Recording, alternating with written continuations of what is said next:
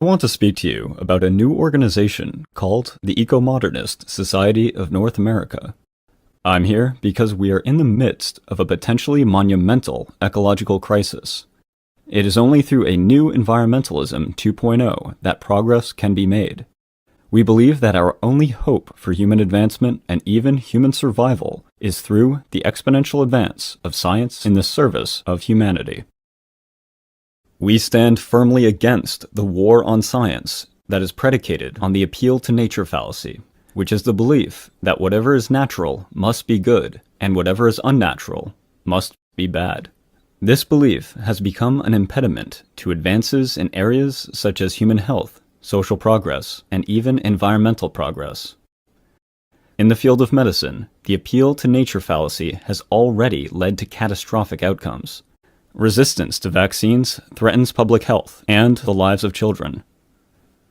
The unwarranted resistance to GMOs has not only held back the fight against climate change, but it has also hampered our ability to feed the developing world as well. Campaigns against GMOs have also held back efforts to ward off the deadly Aedes aegypti mosquito, which has killed countless millions as a carrier of disease and plagues.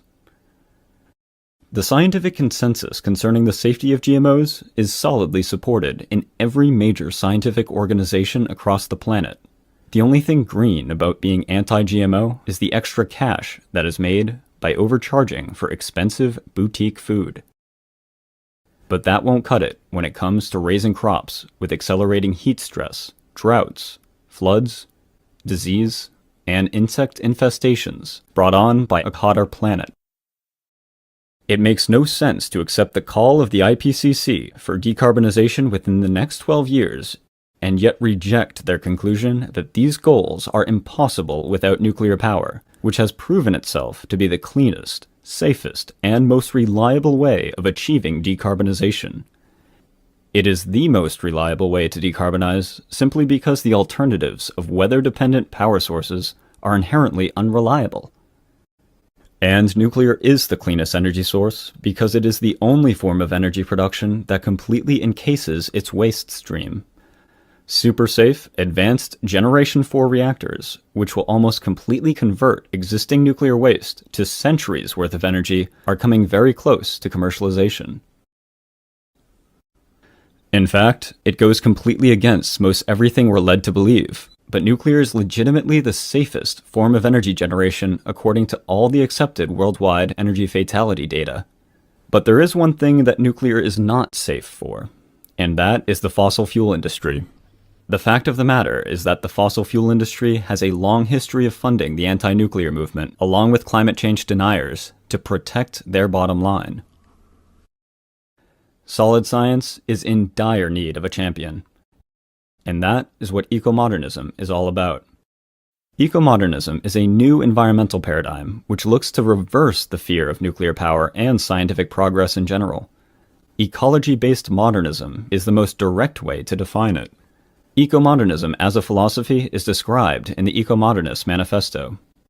We believe humanity should not be rejecting technological progress, but rather separate our impacts from nature through the responsible use of technology and urbanization. Urbanization is an unstoppable worldwide trend and the best solution to many environmental problems. It offers sustainable development for the human population and is a historic antidote to both deforestation and species extinction as humans move away from using wildlife as their protein source. Vertical, urban, high-rise architecture minimizes the use of land, resources, and energy, enabling walkable cities that facilitates the more efficient use of mass public transit as well. It must be emphasized that our support for technological solutions is definitely not about defending industrial polluters, nor do we accept funding from corporations or industry. Nor does our defense of technology imply that we just need to sit back and let things take care of themselves. To the contrary, we believe that humanity is at a crossroads that severely threatens our future on this planet. We reject the idea of resource limits on many levels. The advance of science has a long history of getting around problems of resource scarcity and will continue to do so. Another reason is that Earth is just one of a multitude of worlds available to explore in our solar system and beyond. Comets and asteroids are untapped reservoirs for raw materials. If we could find a way to thrive in artificial ecosystems off-world, we could use what we learn to help sustain terrestrial ecosystems here on Earth. I hope by now you understand the worthiness of our cause. Ecomodernism is really only a philosophy at this time. I want to talk to you about the necessity of turning it into a movement, which will be part of the larger environmentalist movement. For it is only through our presence and participation that there can be any hope of moving environmentalism in the right direction. Our aim is not to divide the environmental movement, but rather to multiply its numbers with the incorporation of many scientific and educational communities that is working to both build chapters of eco-modernist societies and support our growth worldwide. We aspire to increase our numbers by bringing together the numerous supporters of climate action that have been alienated by mainstream environmentalism's wildly contradictory support for the shutting down of nuclear power plants in the midst of a climate emergency, and welcome them into our ranks. Thank you.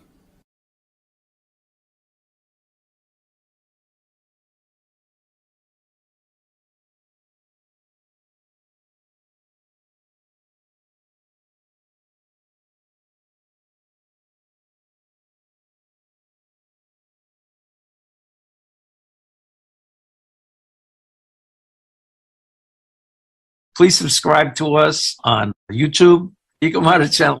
Also to subscribe to us on Twitter and Facebook, EcoModern Society of North America.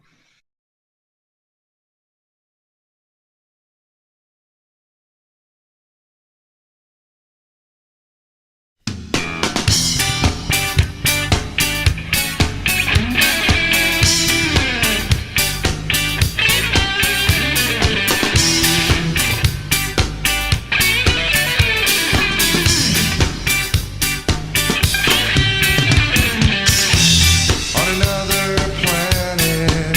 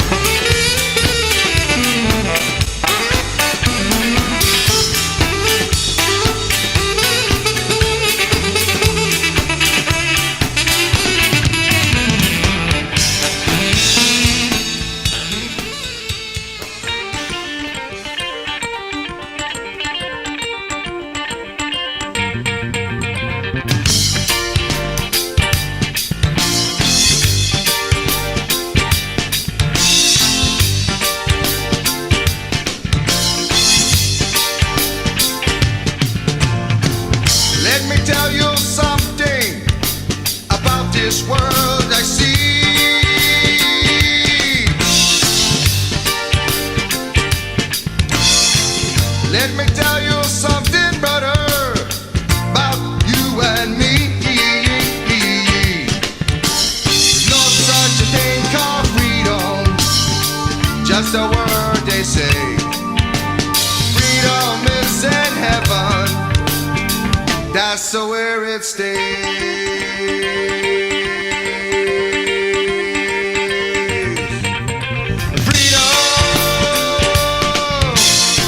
Just a word they say. Freedom, just a word they say. Let me tell you something about this world I see. With my own two eyes, 20/20 vision. Let me tell you something, brother, about you and me.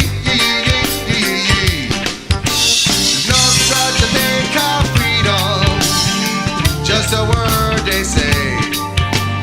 Freedom lives in heaven, that's where it stays.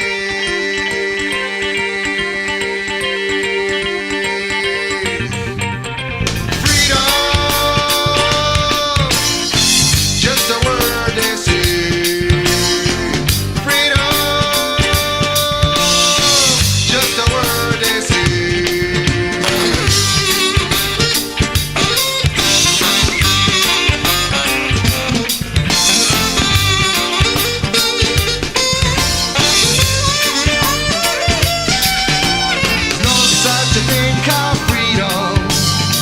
Just a word they say. Freedom is in heaven, that's where it stays.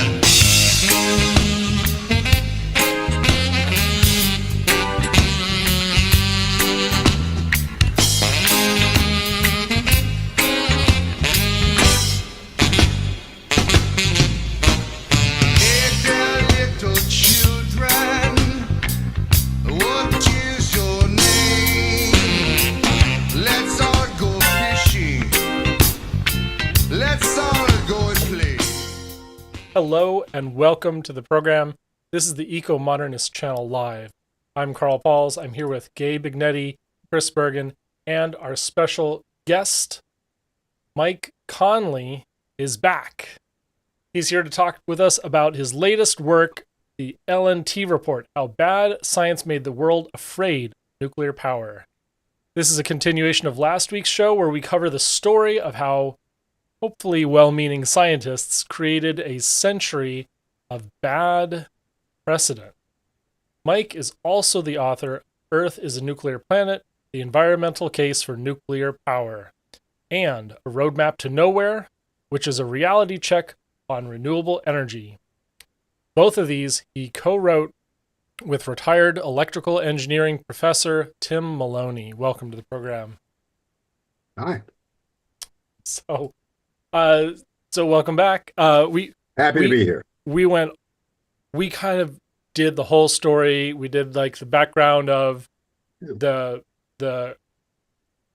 foundational story. And in brief, it's sort of the idea that way back then, we were pretty sure that humans could just go bad. But now what's different about like genetics has our knowledge of this base science just improved so vastly that we could not come to the same conclusion today?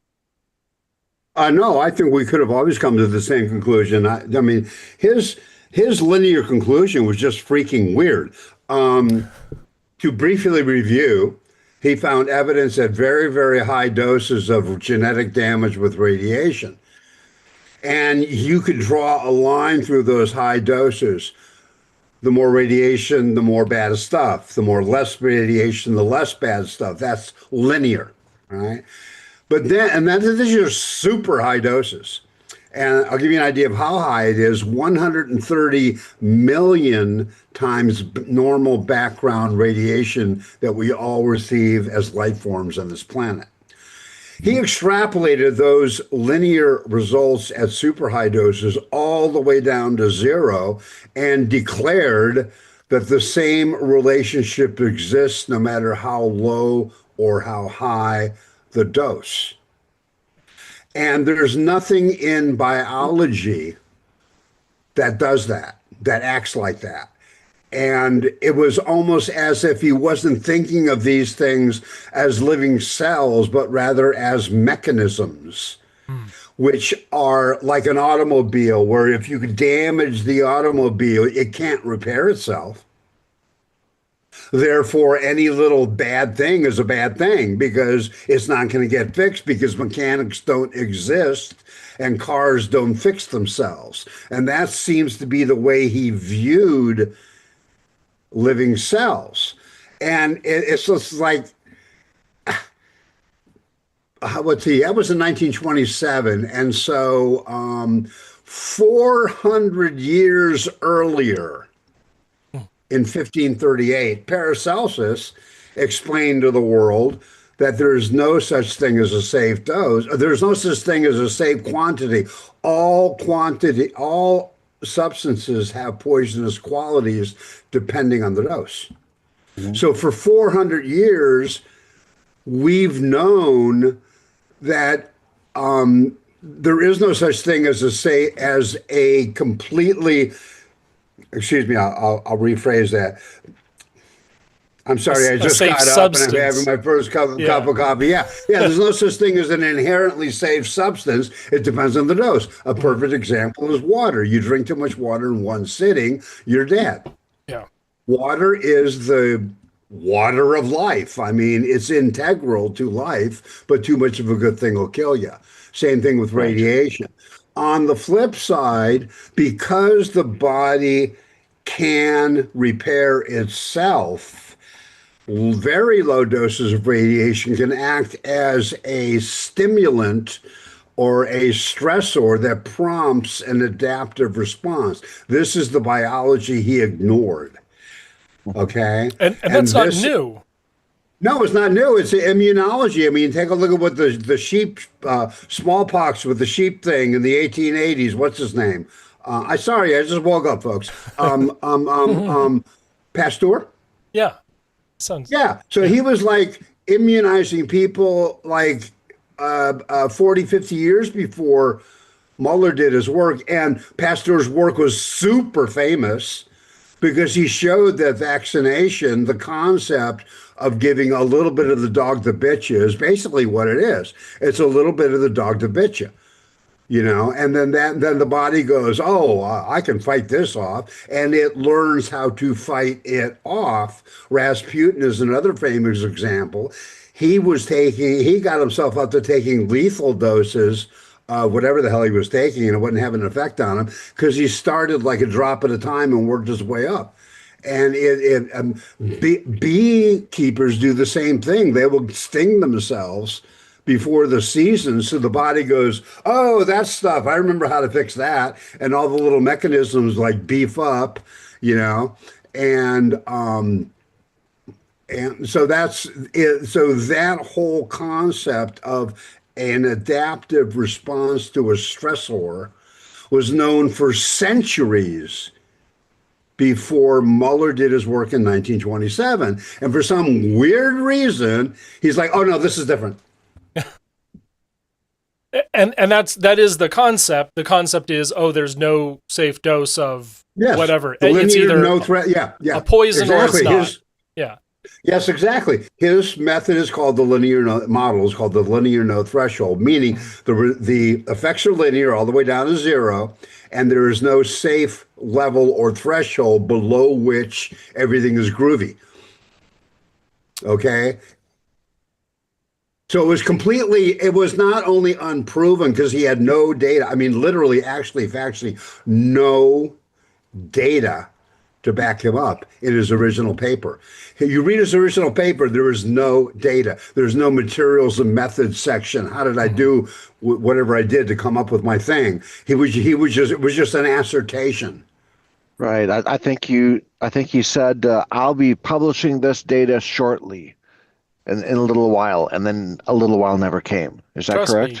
Trust. Well, yeah, it was something along those lines, but that was similar, but that was Stern and Uphoff and Stern in 47. We can get that was to that. Someone else. Okay. Yeah, no, but it was the same kind of vibe. It's like what happened is he put out his paper and he got a world of attention, and then he presented his theories or his thoughts in Berlin, and talked about some studies that he had done that he didn't bring the data for or something like that. I can't remember the exact details. Read the book.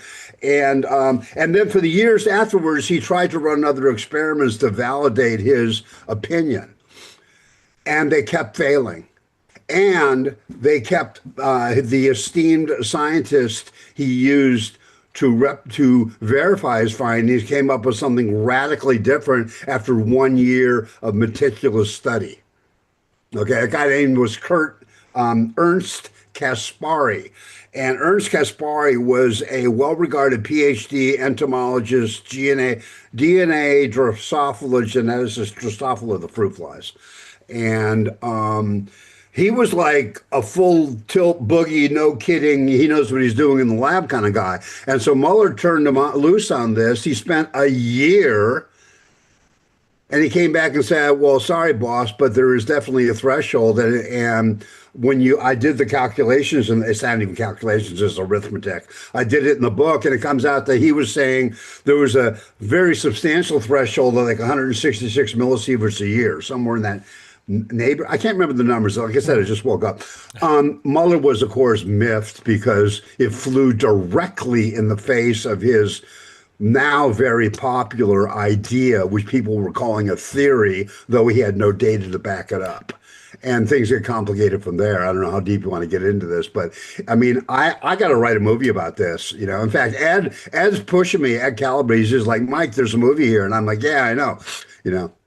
Be like the reverse of Oppenheimer, where it's kind of like Tucker Gone Bad or whatever, Yeah, right. So I want to be in it.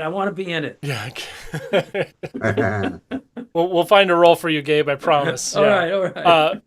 So Caspari had data that if not a refutation, did not support Mueller's conclusion. do we have more modern data? Like, I think Geraldine Thomas is a great researcher, has gone over, many, many decades of data from the fallout of Chernobyl. And so that's the Royal College of London, Chernobyl Tissue Bank. And she's an expert in her own field and is part of the UN committee on the effects of radiation. And even with the linear no threshold, the numbers are so tiny, and yet we're still down from the predicted numbers to indeterminate because we're not. What do you mean down? What do you mean down from the predicted numbers? Trying to follow you here. Oh, so the original UN Scientific Committee on the Effects of Radiation, UNSCEAR, they predicted up to 4,000 cancer deaths. And this number has been adjusted, and it is now indeterminate. And see, that's what it is. If you take the pure LNT model, it estimated statistically that there would probably be 4,000 in what is called statistical deaths down the road from Chernobyl. And the way that, and of course, this is an extrapolation and a guesstimate based on whatever data could be gathered and whatever hallucinations you can add to it. And he was pretty good at it. And so what they did is there was a downwind cloud from Chernobyl, right? And people were affected. How much and how badly were they affected? Well, if you take the LNT theorem, not even a theorem, it's an idea. And if you add up all the particles that went downwind and you looked at the population and you divvied it all up and distributed it equally and all that happy crap, you get an estimation of 4,000. Reality proved starkly different in the 25, 35 years since Chernobyl. There's an area called Bryansk, which is the closest or the most downwind affected. The most affected downwind area is called Bryansk. Okay. I'm not sure if that's in Ukraine or Belarus now. Anyway, it turns out that the people that were dusted downwind 30 years later had a 15% lower rate of solid cancer than the wider Russian population. And so they're using these statistical models to come up with some scary future estimate of harm. And then 35 years later, when you get to the future and you measure everything, it's BS, bad science. It's exactly opposite of what they say. But that 4,000 number stuck, and everybody's like, "Oh Lord Almighty, we can't do nuclear because well, look what happened. Look what's going to happen with these poor people that got dusted. They're going to be roaming around in cities like the dawn of the dead, you know." Like the same thing that happened in Hiroshima and Nagasaki. There were those hellscapes. Can you imagine going there now? There's people crawling over glowing rubble. No, they're not. Yeah, I've seen pictures. Metropolis. Yeah, I've seen pictures of that. Yes. They have baseball teams serving stuff, fried octopus in the stands with very pretty girls smiling. It's a and look what's happening place when to they visit. go home. They grow a second head, and then they just, exactly, And so there is this fiction that's been built in the public mind about radiation that does not hold up to later scrutiny at all. Compounding the problem is that we can't do radiation experiments on humans, at least not to my knowledge, right? So we have to do epidemiological studies. What's that? Well, that's where you take a big group and you screen them and you make sure that what kind of health they have and all that good stuff. And then they worked around nuclear material and some other large group didn't. And let's look at the difference. The problem is, at very low doses of radiation, the damage from radiation, if it should occur, looks exactly like cellular damage from other stressors, like oxidation or mutagens or toxins. There is no difference in what it looks like and in how the cell repairs it. And so You go down to the cellular level, and there's all the crap going on. You got the cell next door making formaldehyde because cells do that, and you got toxins and stressors in the knucklehead whose body you're a part of is smoking or not, or drinking or not, or has diabetes or likes fatty food or what the hell ever. And all this stuff is going on at the cellular level. And I don't know if you know how busy a cell is, but oh my God. We'll give you an example. There is a total of 2 meters of DNA in every cell.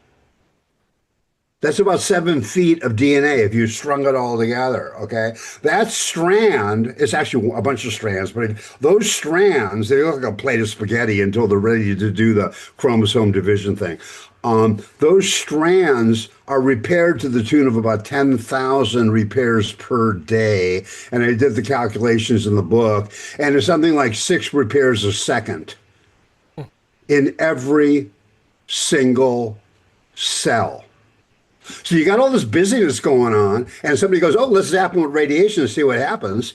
And it's just like, well, how can you tell? It kind of gets folded in with all the other repair. And so to try to divine, well, what was the radiation damage? What was the oxidation damage? What was the mutagen damage? Just like it's impossible. So statistical estimations are done. And if they're predicated on the idea that there is no safe dose, you're going to get weird statistics. And you're going to get scary, quote unquote, evidence. And it's bad science. And all it does is pushes the button of nuclear fear. Gabe, you have a question. Actually kind of a statement in a way. Modern nuclear medicine, they use radiation to treat cancer. So it's kind of a rhetorical question, but if they are using radiation to treat cancer, doesn't that kind of show that perhaps that's why those the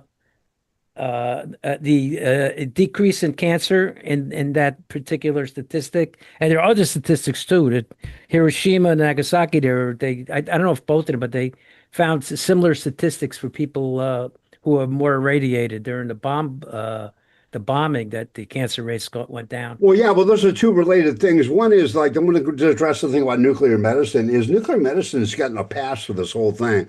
It's weird. In the public psyche, it's sort of like nuclear medicine is not related to nuclear power because nuclear power is related to nuclear bombs, isn't it? No, but there's this link because it has to do with a power energy density. This incredible energy density, which is a scary thing. You got a bomb, he's like, damn, that thing can blow up a whole city, and I'm standing right next to it. This is scary. And then you got a chunk of uranium going, hey, if I crush this into a powder and breathe it, I might get cancer the way you get cancer from smoking tobacco because it has polonium-210 clinging to the leaves, which is how you get cancer from tobacco, aside from the smoke and the heat and the carbon and all that nasty stuff, all those stressors, which lowers your immune system, blah, blah, blah, blah, blah. But so there's 2 separate things. There's nuclear medicine. And the weird thing about nuclear medicine is it got a pass. It's like people don't view it as scary, dangerous. And I think because they do, like the same with the americium-241 in your smoke detector, which is right there. There, that's my smoke detector. There's americium-241. Oh my God, we're all going to die. No, because the public kind of knows it's not going to blow up the way they know nuclear medicine is not going to blow up, but bombs blow up and reactors have gone splooey. Therefore, one bad, the other one good. And I think that's how primitive the calculation is. Yeah. We don't have enough data, and I'd heard the one anecdote from actual health science physicists at the University of Washington that it would take trillions of actual cases to make the case to prove or disprove the LNT hypothesis. Well, yeah, it's been said by, I forget who, maybe Ed Calabrese or maybe Thomas Selby, I can't remember who, or maybe Lewis. No, not Lewis. Cutler and Welsh. Some of those guys. One of those guys pointed out that, like, if you have a larger epidemiological study, you're just looking for a needle in a larger haystack. Okay, because it's the same fuzzy data. Yeah. Right. And so doing a study is like, well, we'll do 1 billion people. Well, it's just it's more number crunching, and maybe AI will help. But, the thing is that's the thing, is the effects at cellular level look exactly the same as effects by other stressors. So how do you know what it is? And you can only do that by two methods. One is completely isolating the human being from all other stressors, process of elimination, basic 101 science, right? Or you do a big old epidemiological study, or you take advantage is the wrong word. You take the opportunity afforded by a ghastly, horrific event like a nuclear detonation in a city with live subjects, and you use that. And this is the wrong phrasing. You use that as your experiment. I mean, you take my point. This ghastly thing happened, and it's like, well, we can study this. And you have to wait for another one to come along, unless you want to abscond a bunch of humans and put them in a chamber somewhere 2 miles below the ground, so you can eliminate all peripheral radiation and just zap them with exactly and precisely what you want and see what happens. And maybe we can get somewhere doing that, but in lieu of that, we can't. And I don't think we're tracking these things very carefully. We have things. Well, we have medical isotope accidents. We had University of Washington Harborview in 2019, May 2nd, May 3rd. We had cesium escape into the building. The only records we have are those workers who were temporarily exposed. We don't have any, study of cancer cases, microcancer cases in that region. We're not going to study that. We're not going to study. Well, go ahead. I mean, and we study things like, cancer incidents around nuclear reactors, except when we accidentally include incomplete reactors.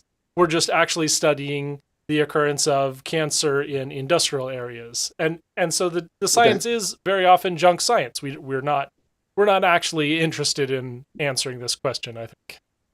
Well, I think it would be very inconvenient to answer the question. And, regarding like studies on people over time that have had radiation, everybody knows about the radium girls. These were young women in World War I that painted radium watch dials, the glow-in-the-dark watch dials for the soldiers, and they would lick their brushes to do their fine work. And some of them got bone cancer. It's like, oh my God, radium is bad. No, some of them got bone. And which ones did? The ones that accumulated more than 10 grays over a 20-year period, and the lethal dose is like 4 or 5 grays. And so they got 5 times the lethal dose spread out over like 20 years. And just those who had the most got some bone cancer, but all the other radium girls did not manifest cancer, and they were all licking the brushes for years. And it was just the ones that received the very highest cumulative dose. And the thing about a cumulative dose is that there's an important thing to understand. If you take like a cell and zap it, and then you zap it again and zap it again and add those up, that's a cumulative dose, right? Yeah. But what was my point? Darn. I want to have fun with this. Did the radium girls really glow in the dark? I mean, we're talking about someone 10 grays. Well, some of them were just beautiful. Yeah. Oh, wow. No, I'm telling you. They did because they used the paint on Halloween to go out and paint their faces and put on their tongues and such. Oh, that's so cool. Yeah. Yeah. Except a couple of them got like 2nd-degree burns doing it. They put it on kind of heavy. That happened. Wow. Yeah. Yeah, but to categorically go radiation is dangerous, it's like, well, yeah, if you gorge on it for years, Of course, like if you drink 2 gallons of water in one sitting, you got problems. If you take a whole bottle of aspirin in one sitting, you got problems. But people seem to think that radiation is sort of like some subatomic Death Star, and you get one particule and it goes zooming around in your body. Yeah, yeah. And that just does not, it maybe possibly could in some sort of wild statistical 1 in 18 trillion kind of a get that right next to the wrong cell in the wrong part of your body, that kind of a thing, but you can get hit by a meteorite, I see Gabe has a question again. Yeah, just to make a statement, it would seem to me, and you could tell me if I'm wrong, but the fact that the data for this when you get below like 100 millisieverts, which is Yeah. because it's a safe dose, it's just noise. It's just Yeah, that noise. tends to be what the level is about 100 millisieverts a year. Yeah. In fact, this is a very interesting bit of history. In 1956, when the U.S. was whipping up their BEAR report, BEAR-1, which is Biological Effects of Atomic Radiation, the first report, 1956. And they're coming up with this like there's no safe dose. And they wanted to release their paper on the same day that the British Medical Research Society released their paper. So the two allies, the UK and the US, would have a unified front on their opinion about the danger of radiation. And we were expecting the British come out and say, yeah, there's no safe dose. Like the Americans to say no safe dose. And so then they're both holding hands going, there's no safe dose. But that didn't happen. And the reason why is because there's a guy in the U.S. named Jim Neal who had been sent to Hiroshima and Nagasaki to study post-bomb effects for 10 years. And he came back saying there's a threshold, or it looks like there might very well be a threshold, and it is definitely worth looking into. Okay. And he was on the BEAR committee, and Mueller was on the BEAR committee, and Mueller was the godfather of LNT, and he basically shut down Neal's presentation like, oh, that's field work, and we can't rely on field work. We have to use laboratory work. And so Mueller's idea of studying radiation is that you would learn more about the radiation effects on humans by zapping 100,000 fruit flies than you would by studying 100,000 people that actually got zapped by the atomic bomb. Yeah. Yeah. So Mueller was like stuck in the laboratory, and he dismissed the field work of Jim Neal, and he was out there with the UN, and they were measuring everything everywhere in Hiroshima and Nagasaki for 10 freaking years and following the medical health of the victims and blah, blah, blah, blah, blah. And he was saying, like, we got a good threshold here. So anyway, he got all pissed off because they shut him down. He went to England with his paper and gave it to the British Medical Research Council. And so they absorbed what he came up with, and then in 1956, on the big publishing day, where the U.S. and Brits were going to join hands across the pond and release the same data, the Brits are coming out and saying basically 156 millisieverts per year should be fine. Yeah, and yeah, because I did the math in it, and if you take a look, there's their paragraph 50 of their report, and it's a pain in the ass to read because there's all this sciencey stuff. But you break it down, and you get a sense of what they're talking about, and then you do the arithmetic, and it works out to be 130 or 160 millisieverts, 156 millisieverts per year. Yeah. Okay. I would point out something too. Even test animals are not completely reliable, and that's very well known in science. I mean, I believe sheep or goats could eat an extraordinary amount of arsenic and not get sick. And it would kill a human many in fact, times over. that's how you get rid of poison ivy is you bring in the sheep or the goats. They love that stuff. Yeah. And so you have to get a body that approximates, and we've been using mice for genetics, and toxins and all sorts of stuff. But there was a huge mouse study. It was called the Mouse House at Oak Ridge from 1947 to 2006. It was like a 62-year study. And they used like 3 million mice over all those years, and they studied the genetics. And Calabrese well, everyone at Calabrese discovered it, but what happened was their main research dude or their computer guy, Paul Selby, was digging through the early data to move it into a more modern computer, and he discovered that the numbers were wrong, and they've been wrong all along. And what's the guy's names? Diane and the Russells, William and Leanne Russell, husband and wife medical team running the Mouse House. They were not counting what's called cluster mutations. Cluster mutations are when these weird mutations crop up in a group of healthy mice. Like all of a sudden they have black ears, and then it goes away. And this happens in a population of mice that aren't necessarily breeding with all of each other, but it just sort of arises like all of a sudden, like, green hair and mohawks are cool kind of a thing. And then it goes away, And this is part of a mouse's genetic profile because it shows their degree of susceptibility to and recovery from mutagens or mutations. And so what happened to Selby, he got really bold as he went to the Department of Energy and said, we got to look at this because this 62-year study, this Cadillac of American studies, this sine qua non of American studies has bad numbers. And I know it, and I can prove it. And these guys are rock stars, and they're screwing up. And their DOE is like, damn, that's pretty serious. So they have a meeting at Oak Ridge, and William and Leanne Russell are like these. I mean, they're the rock stars in their field. They ran the Mouse House for 50 frickin' years. And this guy's telling them they've been lying. And so it was a very uncomfortable meeting. And they looked at all the data, and the DOE actually found that Paul Selby was correct.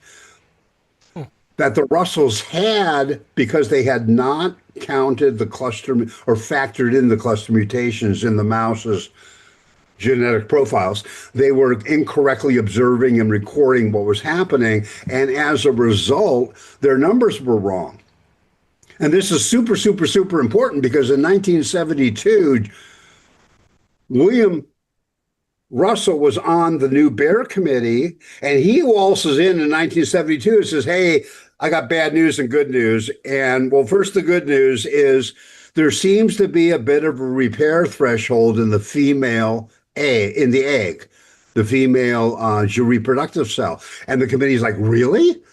Reproductive cells can repair themselves? And he goes, yeah, but calm down. But we didn't find it in the male. And they're like, oh, dear. Well, you got to slave the regulations to the weakest link in the chain. So we're going to have to say there's no safe dose because there's no safe dose for male sperm. Very, very, very important point. Very important point. Because what happened is when Selby and Calabrese dug into the Russell's numbers, Calabrese used their most conservative admission of error, which was 120%. Selby said he proved 700% error, but the Russells copped 120. The DOE let them slide, will cop into 120% error. So Calabrese uses their corrected numbers and looks at the performance of the male and female reproductive cells over all these years. And he found out that the female cell has a robust repair mechanism, like fabulous, like 27,000 times background radiation. And she's just like, yeah, whatever, bro.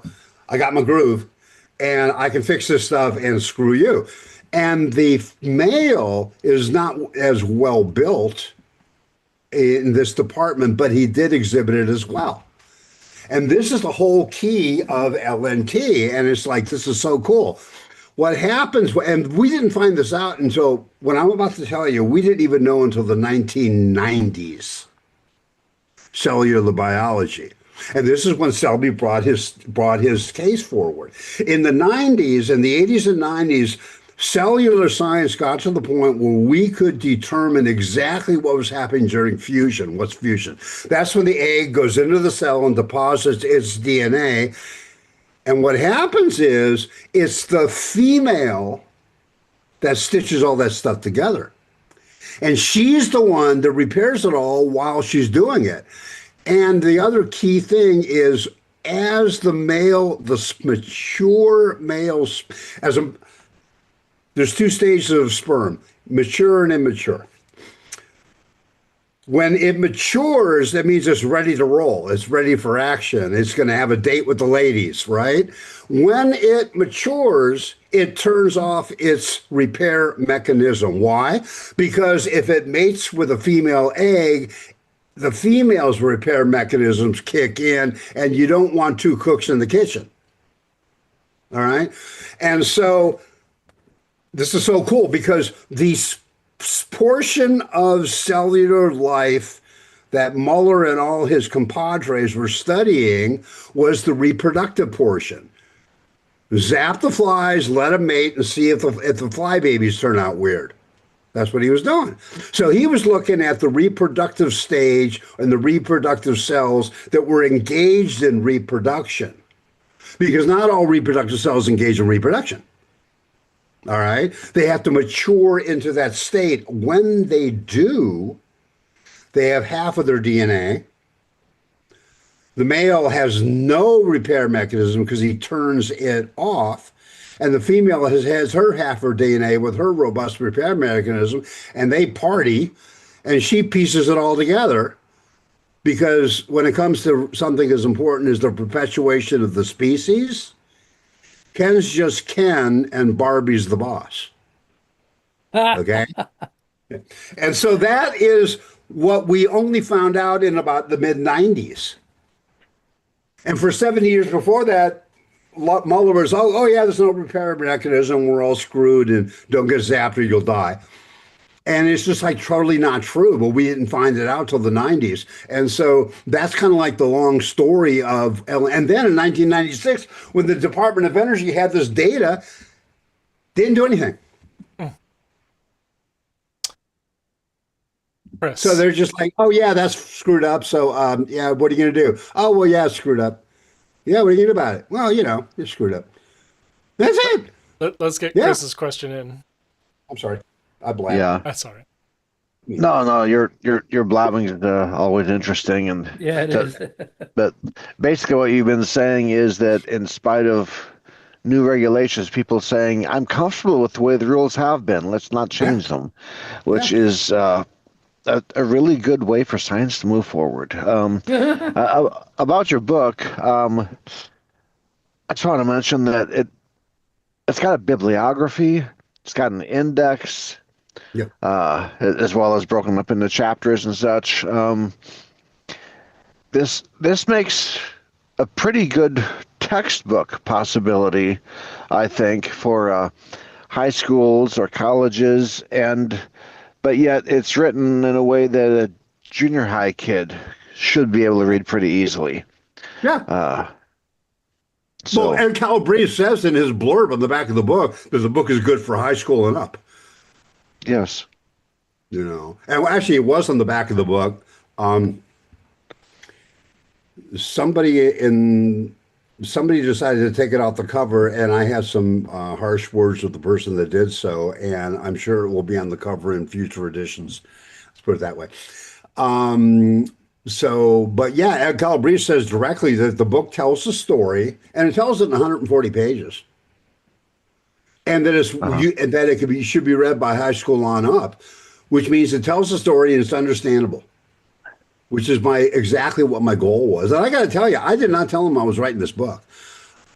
I really stuck my neck out. So what happened was we wrote Earth, a Nuclear Planet, and the middle of the book goes into this LNT stuff. And I'm like, damn, but the chapters kept getting bigger because I had more data. And Tim is like, no, it's screwing up the vibe of the book. It's like the book became, whoa, like that. And he said, yeah, you're right. And I'll pull it out and write my own book on it. And he goes, yeah, I'm tired. I'm going to take a sabbatical. You go ahead. So I wrote LNT, which is a deep dive, and I kept the chapters abbreviated. So I forget what I was talking about, but I apologize. My brain did a thing there. That's fine. A little follow-up. So you've written these two books together, and there'll be a like kind of a trilogy when you get your roadmap updated. Yes. But when I'm thinking about other books that you latched onto early on as being interesting. I think of Gwyneth yeah. Craven's book, I think it's Power to the Planet. Yeah, That- the Craven book was a good one. I really like that. There's this Power to Save the World, I think, or something like that. okay, And then, yeah. of course, Spencer Weird's Rise of Nuclear Fear, which is a Yeah. more approachable version of the same book that he wrote earlier called Nuclear Fear. He sort of like made it he made it accessible to the broader and it's Spencer Weird, and I highly recommend that because nuclear fear is a very, very deep issue. It's Yeah. really deep. It's fundamental. I mean, it goes right up against, like I mentioned in the earlier podcast, man playing with God, mad scientists, the power to save the world, the power to destroy the world. Alchemy, actual freaking alchemy, where you turn uranium into plutonium. Those are two completely and utterly separate elements, you know. And this spooks people. And it ties in with all sorts of religious and mythological stuff about death rays and gods and the dissolution of space and time, you know, and all that like heavy philosophical stuff. And so nuclear fear is a very, very deep subject. And you can get some atavistic fear going on by pushing that button. Yeah. A little different than like, oh, a gasoline fire, Yeah. you know? Yeah, it's just a different order of fear. Okay. Well, I think we probably have, because we did start late. So let's say we have 10, 15 minutes. Where do we want to go with this? I think we've got a lot through. We've got a lot of the way through LNT report, all the different stories, all the different motivations. We last time we really interrogated the motivations. We didn't think it was explicitly malicious. These days, with all the anti-nuclear organizations, not so sure. Well, with all the anti-nuclear organizations, a lot of that is like aging boomers that got turned off to nuclear by 3 Mile Island, which is so ridiculous. The average downwind dose of 3 Mile Island was scary. No doubt. I mean, I was scared the hell out of it. It was a holy crap, a real. And then when the dust cleared, no pun intended, the average downwind dose was less than 1 human chest X-ray. It scared the hell out of me. Scared the hell, yeah, it's scary shit. Pardon my French. And but the thing is it's like it was, but people are still freaked out. 35 years after we know or should know that it was less than a human chest X-ray for the average downwind person. But that's an excuse to get off of nuclear and build out coal? Or clutter up the landscape of wind and solar? When you read Roadmap to Nowhere, oh my God, gentlemen.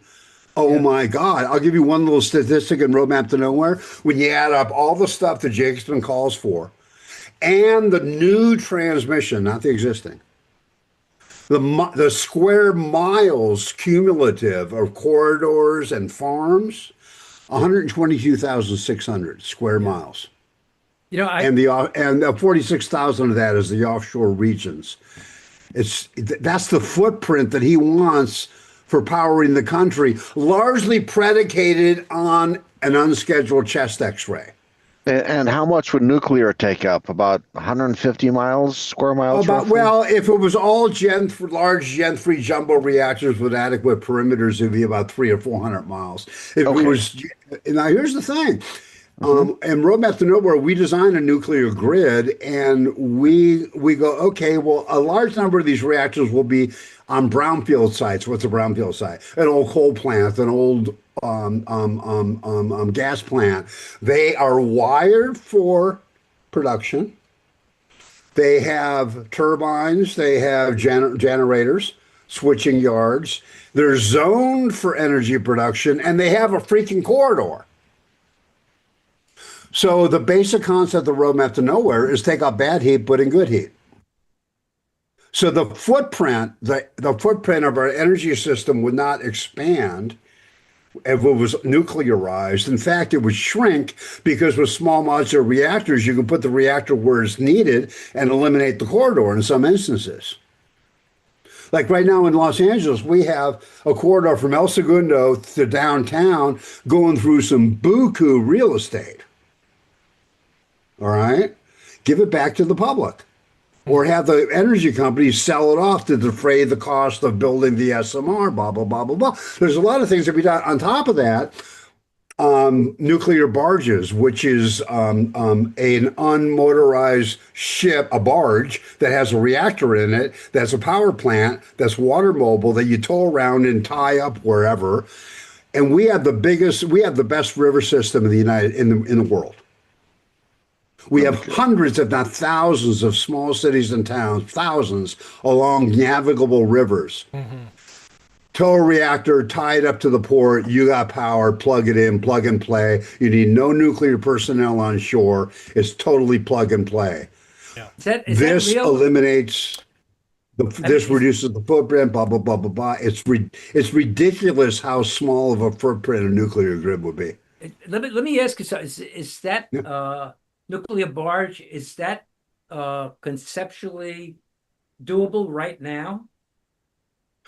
Oh, well, yeah. Nuclear barge, yeah. Is that sure. I mean, we've been doing nuclear powered ships for like 70 years. The USS Nautilus, but which you had can a make it light water small enough reactor for in a it. barge, though. Barge is a Well, you just don't have a motor in it. You have a boat with a reactor with no motor, and you tow the thing where you want it. And the ones that Thorcon is building are seaworthy, so you can tow it during a freaking hurricane. Yeah. You know, it's what's called a class 1 vessel or whatever. And you tow it into port, you tie it off, you ballast it, you plug it into the local supply. It's also a great humanitarian gesture during a natural disaster. Can you imagine if we did that with Haiti after the earthquake? Oh my goodness. And here's the thing: is we had nuclear-powered warships in the Caribbean at the time, and I'm like, U.S. Navy, drive in there. You got hot water, you got electricity, you got cold water, you got showers, and instead they're helicoptering water into town. And they had able-bodied seamen aboard that could have gone ashore for a week or so to help out. Or not even gone ashore, just like hang a hose over the side, go, here's all the fresh water you want. Here's all the hot water you want. Here's all the electricity you want. Yeah. Fix your stuff, and we'll be here to supply you water and power. Yeah.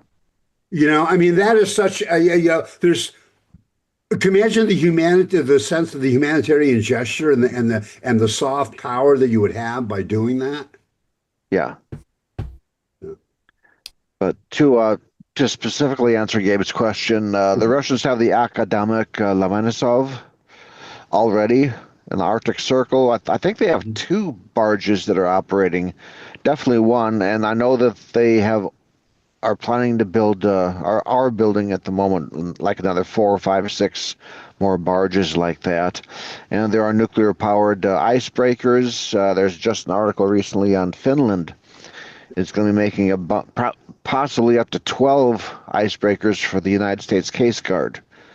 Nuclear-powered icebreakers. Because we don't build them anymore. No, we haven't for like 30 years or so. No, that's the thing. And that's why I say, like, in Roadmap to Nowhere, it's like people are like, oh, reactors take forever to build and they cost a fortune. No, they do in America. South Korea has been successfully and routinely building large light water reactors for less than $4,000 an installed kilowatt. Real simple. Hire the Koreans, have them build a reactor or 2 or 3 here, which those reactors that I'm talking about, the APR 1400, are approved for U.S. construction. Hire the South Koreans to build a reactor on the condition that we get to watch every single thing they do from soup to nuts. So they're going to charge us an extra $1 billion. So what? So that's $5 billion instead of 4. We spent 14 billion or 23 billion on Vogel or whatever that we spent on it. You know, hire the Koreans so they can show us how we can build the thing that we invented. Yeah. This is not complicated. It really isn't. It's just big damn construction. You know, and once you've been in construction, and I've been on ladders and I've been like tearing down walls, it's like stuff is stuff. Really, it is. Stuff is stuff. Don't freak out. Just build the damn thing. Right. Amazing. Mike, why don't you tell us more about what you're doing, your other books, whatever you want to.